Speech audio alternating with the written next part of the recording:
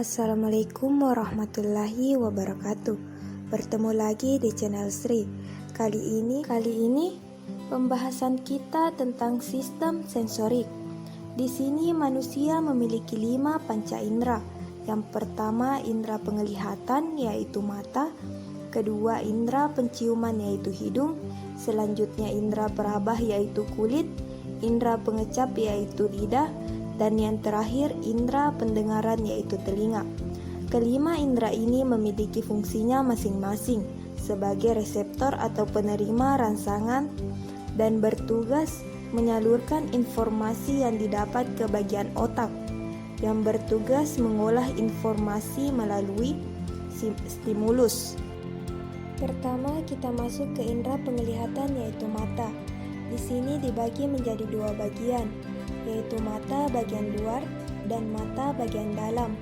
Pada mata bagian luar, di sini ada alis, di mana alis di sini bertugas melindungi mata dari tetesan keringat yang akan jatuh dari dahi. Selanjutnya di sini ada bulu mata. Bulu mata sendiri bertugas melindungi mata dari debu atau benda asing lain yang akan masuk ke dalam mata. Kemudian selanjutnya di sini ada kelopak mata, bertugas menyebarkan air mata secara merata ke seluruh permukaan mata atau kornea mata. Selanjutnya kita masuk ke mata bagian dalam. Di sini dibagi menjadi 3 bagian, yaitu bagian depan mata, bagian tengah mata, dan bagian belakang mata. Bagian depan mata di sini terdapat kornea.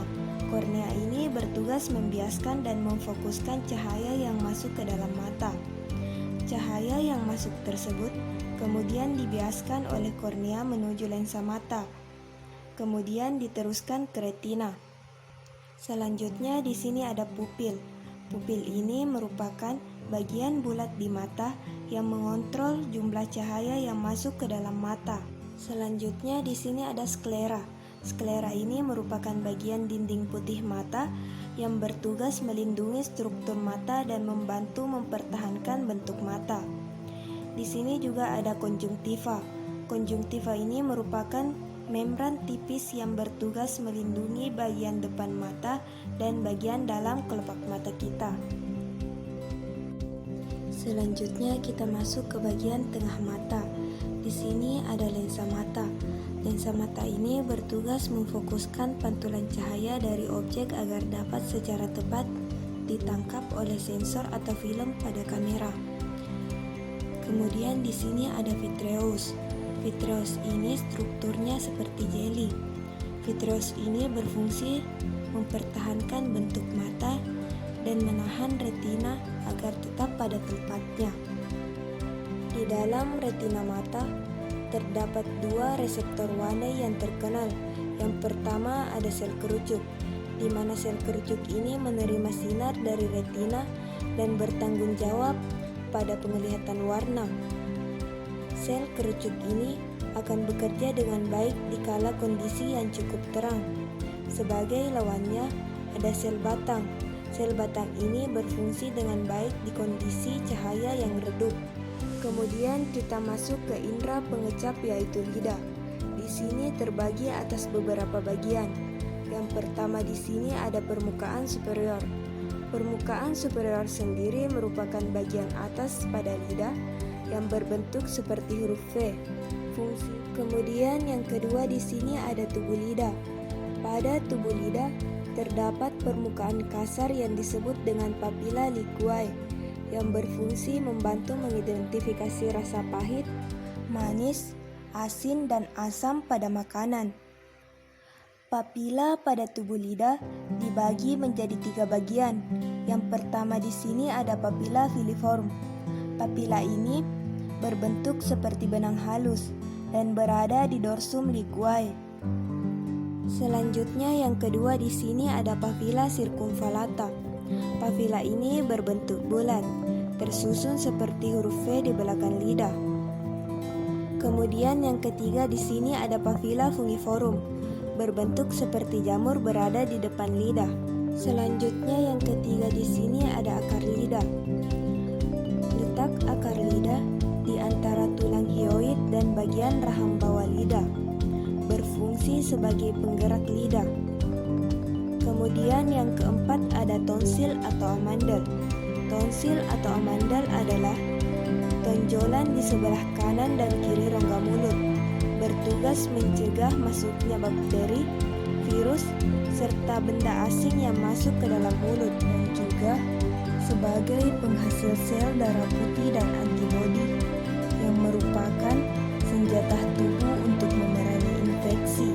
Kemudian yang kelima ada kuncup lidah. Kuncup lidah ini merupakan bagian permukaan lidah yang berfungsi sebagai pencipta rasa. Pada kuncup lidah ini terdapat 300 selera. Kemudian yang keenam ada otot lidah. Otot lidah ini dibagi menjadi dua bagian. Yang pertama ada otot intrinsik, memiliki fungsi mengubah bentuk lidah dalam sementara waktu. Kemudian yang kedua ada otot ekstrinsik, berfungsi dalam pengubahan posisi lidah, contohnya dari posisi lidah yang menjulang menjadi terlipat. Kemudian yang ketujuh di sini ada frenulum. Frenulum ini adalah bagian lidah berupa lapisan tipis. Ini merupakan jaringan penghubung lidah dan dasar mulut. Kemudian yang kedelapan di sini ada adenoid. Adenoid ini berfungsi membunuh kuman yang masuk ke dalam mulut. Kemudian yang terakhir di sini ada katup pangkal tenggorokan.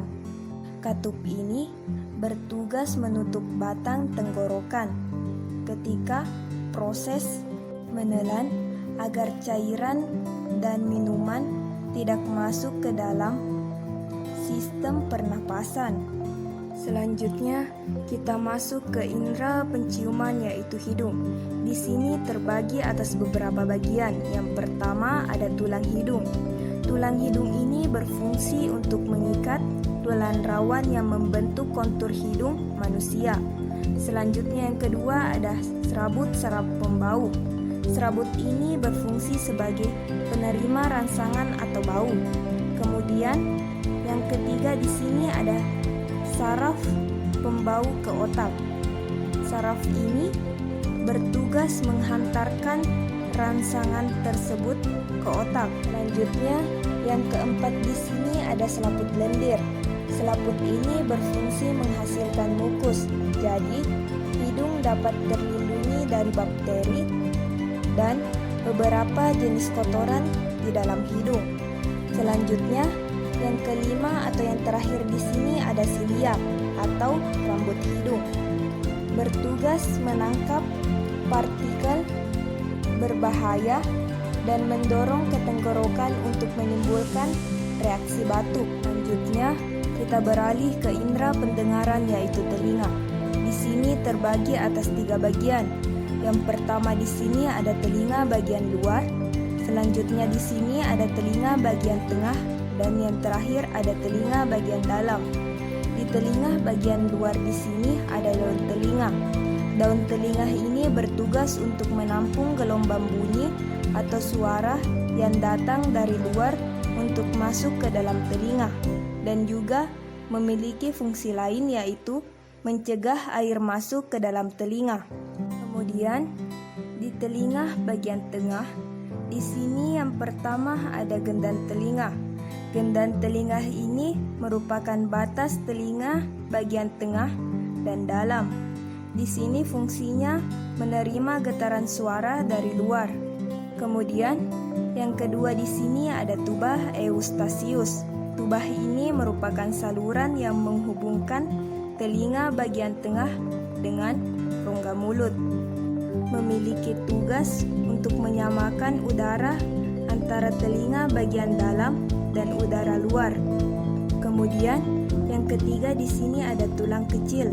Tulang ini merupakan tulang malleus, incus, dan step, berfungsi mentransfer getaran suara dari gendan telinga ke telinga bagian dalam. Kemudian di telinga bagian dalam ini terdapat kanal semisirkularis, terdiri dari 3 saluran setengah lingkaran, dan di bagian ini juga terdapat reseptor keseimbangan, bertugas merasakan keseimbangan postur, dan di telinga bagian dalam ini juga terdapat rumah siput atau biasa disebut dengan koklea, yang di dalamnya terdapat alat kortil yang mengandung saraf pendengaran, dan di sini juga terdapat cairan.